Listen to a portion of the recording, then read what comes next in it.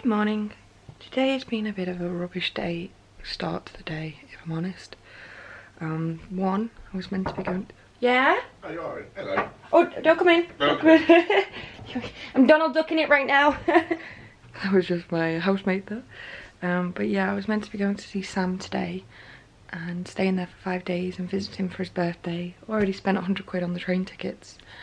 And I had my test results back from when I went to go to the clinic the other day. And I haven't had them all back, but I've had some of them back and they were negative, which is a good and bad thing. It's a good thing because what I was worried I had, I don't.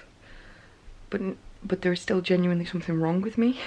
So we don't know what it is now, and it's going to be one of them. It's either going to be something that's ridiculously simple, like maybe my diet has made my body react badly, or now it's something really, really bad. All the middle ground stuff has been removed from the equation. So it's a bit, it's shit that I feel like I'm letting my friend down. It's for his birthday. I feel like I don't get to go away and travel. I've never been to Southampton. I was excited about doing that. And it's shit because I'm not doing it because of something that could be disastrous to my life. And, oh, and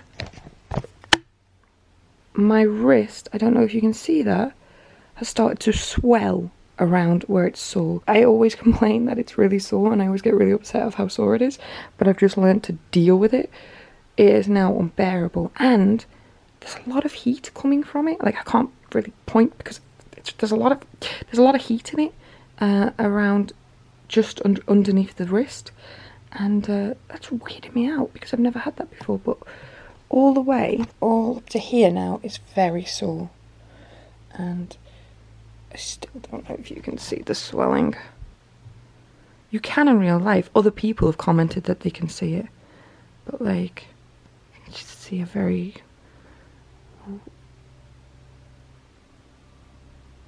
There, you can see it a bit there, but ugh.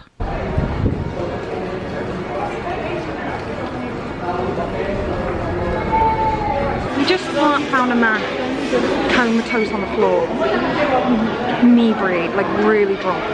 So we're trying to do our good deed and our duty and we rang the non-emergency. We're still on hold. Good job it's not an emergency. Good job it's not an emergency.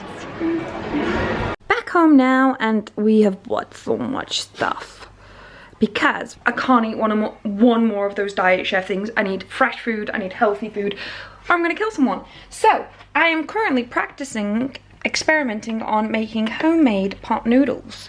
So I'm just getting the consistency right before I actually throw all the ingredients together. But yay! Back, I can't remember what I last filmed. I am back from the hospital. I'm back from buying some food. I've cooked food. I remember that I filmed cooking food. I have made some homemade pot noodles. They are experimental though, so they may not work, but I'm excited to try them. I also made a stir fry because basically I can't eat any more of that diet shed stuff, and Andrew and Michael feel like they're eating too much crap. So I was like, look, I'll cook something from scratch for like at least until I go to Harrisburg, because I'm desperately trying to lose some weight.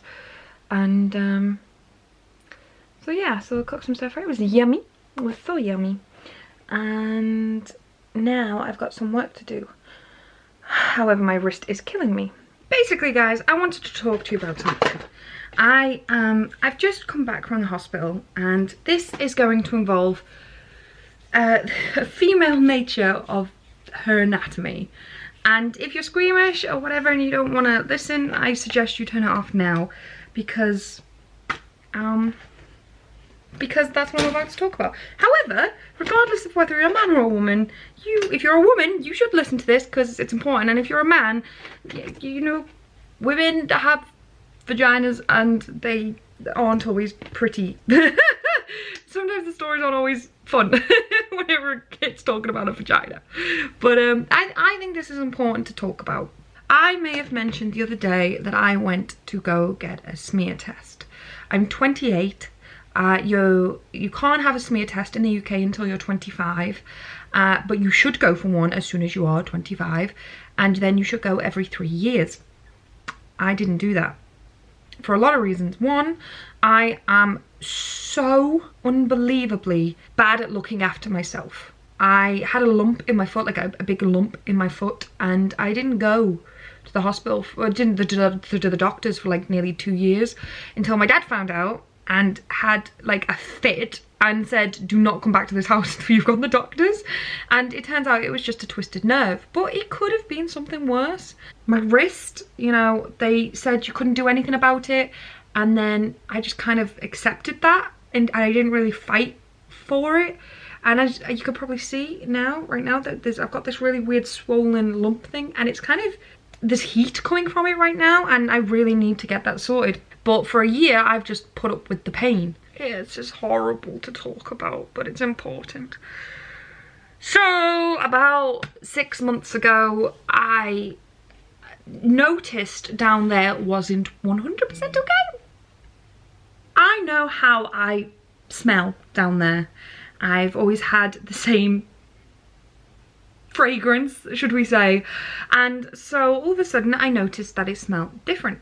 Not necessarily unpleasant, but unpleasant to me because I knew it was different, and I didn't know why all of a sudden that had changed. And the discharge, I'm gonna just say it, the discharge, it was normal. It wasn't horrifically different. It was the same that it's always produced, but the odor was different. And I was at first worried I had an STI, which didn't help when someone who I had been dating but now broken up from messaged me saying that they had caught something. And so I did the right thing. He did the right thing. He got in touch with me and let me know, and I did the right thing. I went straight to the family planning clinic.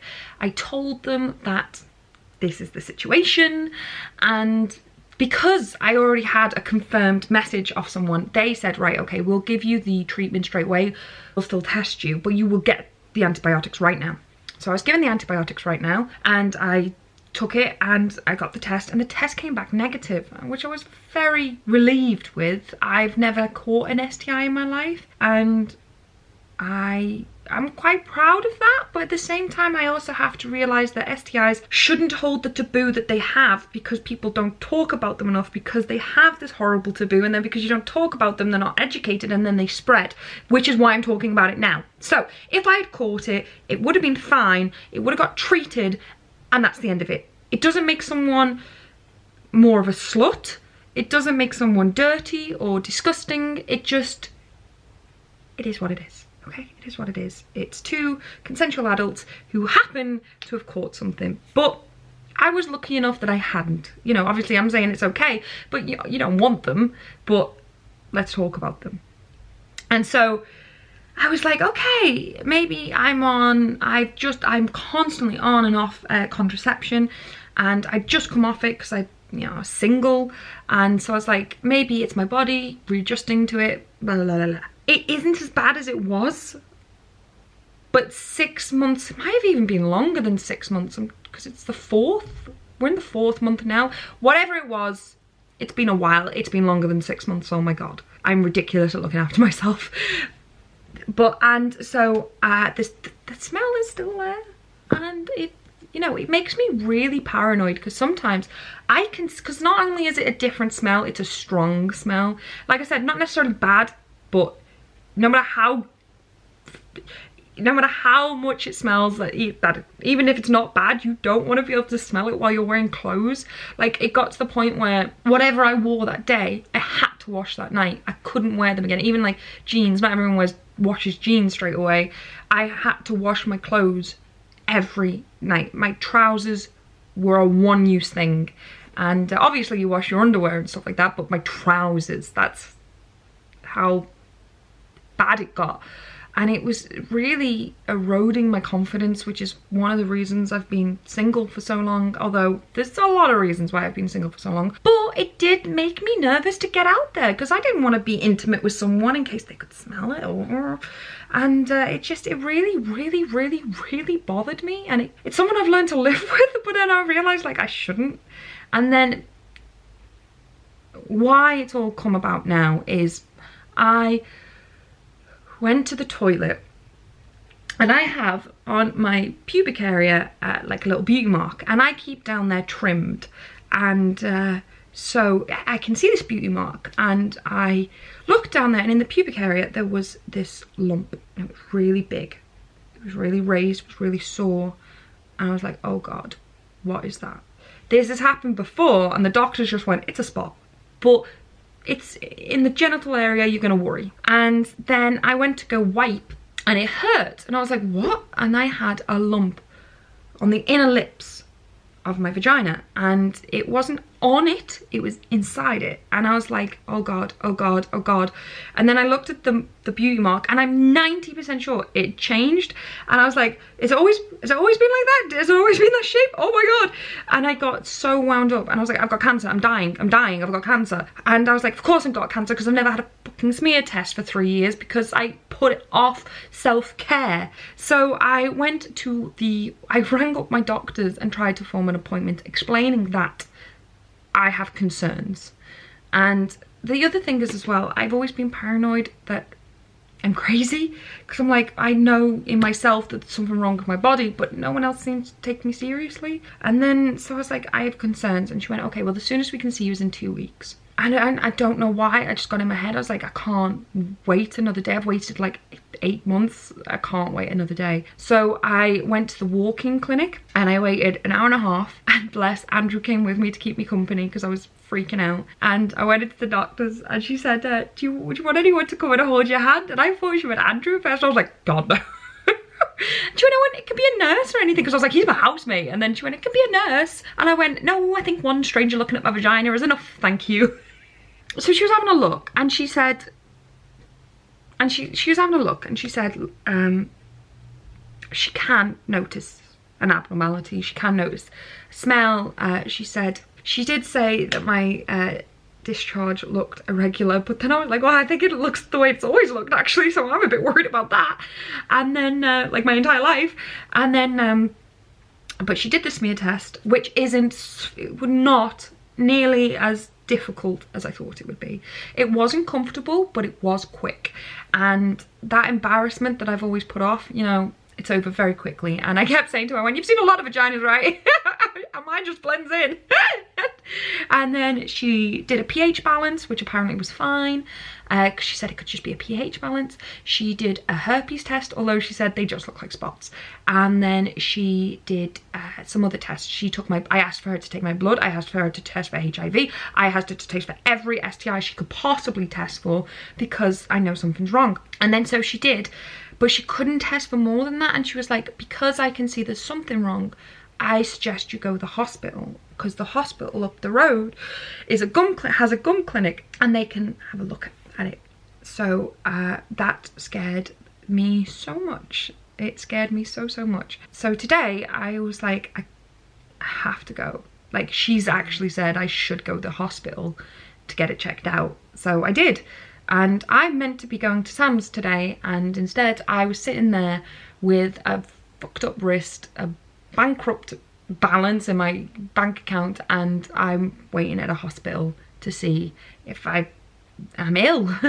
And I go there, and the wait was very quick, actually. It was very efficient, and we got there, and she's asking me all these questions, and she's asking like, and I get that it's important, it must be important for the type of maybe infections or how easy it is to spread infection, but she was like, so when you have sex, is it with a man or a woman? I was like, man. When you were with your last partner, was it did you have sex? Was it oral, just vaginal sex? And I was like, yeah.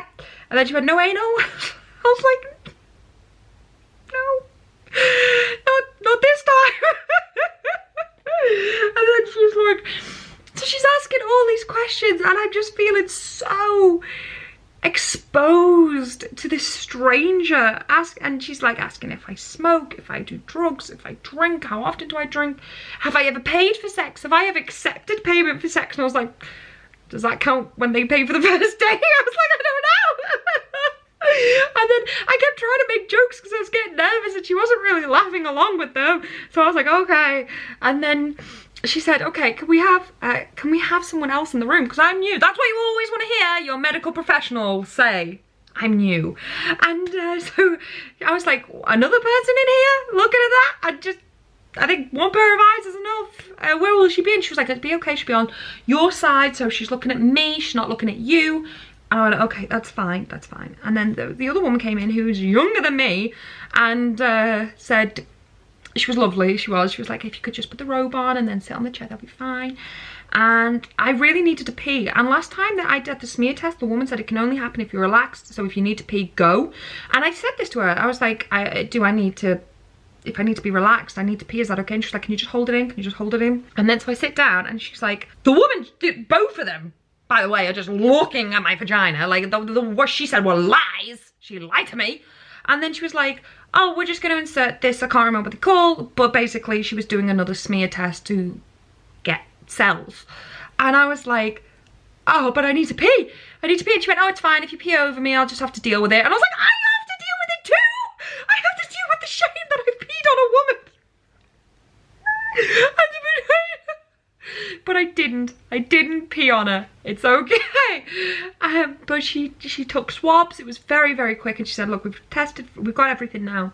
If you go wait in the waiting room, we'll get our results back within 15 minutes. And I was like, fantastic. Like, wow. Because she was testing for a couple of STIs that the walking couldn't do, and a couple of other things. And then as I'm getting dressed, they just start talking about me while I'm behind the curtain in like medical terms. And she was like, that is the most open Oz I've ever seen. And then the other one went, oh, all women are different. And I was like, what is open? What is open? And how can I close it? Why is it so open? What's so open about it? And I was like freaking out. And I was like, is that why I'm ill? I was like, oh my god. And I'm sitting there in the waiting room googling what an Oz is, which apparently is a cervix. And I was like, why is my cervix so open? And I was like freaking out. And then when I go back into the room, she instantly goes, you're fine, by the way. You just have a bacteria infection. That's all it is. And apparently it's most likely the soap that I was using, which is one of the important reasons I was talking about this story, is because I use Femfresh. I use Femfresh because I got so paranoid about the odour that I use it. And she went, no, that's one of the worst. Apparently Simple or Sanex is the best, and make sure you don't use anything with perfume. And yeah, that's how easy it is for women to get ill. And it's horrendous. And then I've had 3 strangers look at my vagina in a week and I still haven't got laid. So how is that fair? All paid. None of the compensatory benefits of someone looking at your vagina have I experienced this week. And but yeah, and I actually said to her, what's an Oz and why is mine so open? And she laughed and she went, gross, I know, I'm sorry guys. But she was like, it's because you're due on, you know, you're, because at first she was like, oh, it's where the baby comes from. And then she went, but you're due on, that's why. And I was like, okay, maybe you should not talk about your patients in front of your patients from now on. But yeah, I put off going to the hospital for a long time because I felt embarrassed and ashamed. And now here I am sitting in front of the camera telling this story to about 100 people, but it's on the internet. You know, it could be millions. This could be the video that goes viral talking about my vaginal odour and discharge. Fantastic. But what I'm trying to say is that the smear test is A, not as bad as I thought it was, B, a necessary evil, C, I'm not as ill as I thought I was. I mean, to be, God, touch wood, you know, I haven't had my smear test back. I haven't had my results for that back yet, but it's also a relief to know that I'm not crazy. I knew my body. Listen to your body. I knew I wasn't well and I wasn't doing something about it. So I am so happy that I finally did. And I am okay. It's next to nothing. I've just got to have some antibiotics for a week and I'll be back to normal. And you know, I can't believe I was so scared that I could have damaged myself more. And worst case scenario, I could have died. I could have had something much worse wrong with me, and I had just not done anything about it. So never again, just through embarrassment that someone will be looking at my vagina. Never again. And I hope you never do it either. So yeah, thanks for watching. I'm gonna Go and cry now.